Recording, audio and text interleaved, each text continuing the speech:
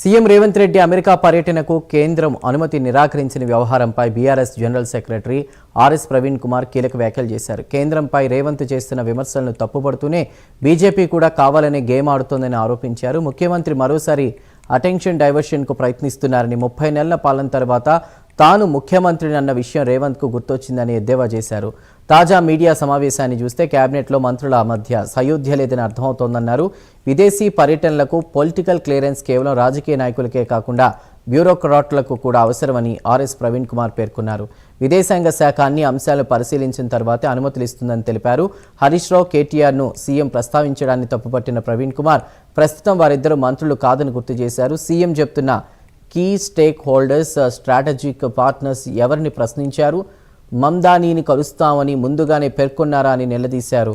తెలంగాణ ఆత్మగౌరవం గురించి మాట్లాడుతున్న రేవంత్ రెడ్డికి కృష్ణా గోదావరి జలాల విషయంలో అన్యాయం జరుగుతున్నప్పుడు ఆ ఆత్మగౌరవం ఎందుకు గుర్తురాలేదని ఆర్ఎస్ ప్రవీణ్ కుమార్ ప్రశ్నించారు. చంద్రబాబు పంపిన ఆదిత్యదాస్ నాథ్ను సలహాదారుడిగా పెట్టుకున్నప్పుడు ఆత్మగౌరవం ఏమైందని నిలదీశారు.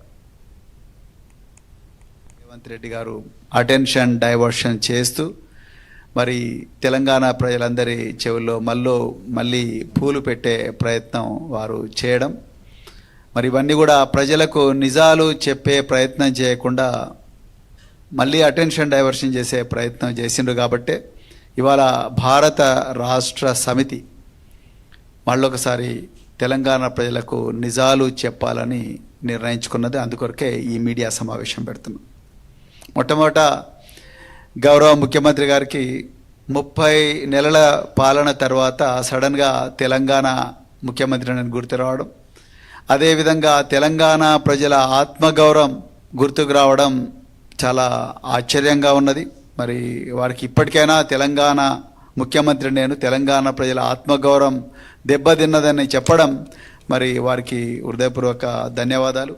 రేవంత్ రెడ్డి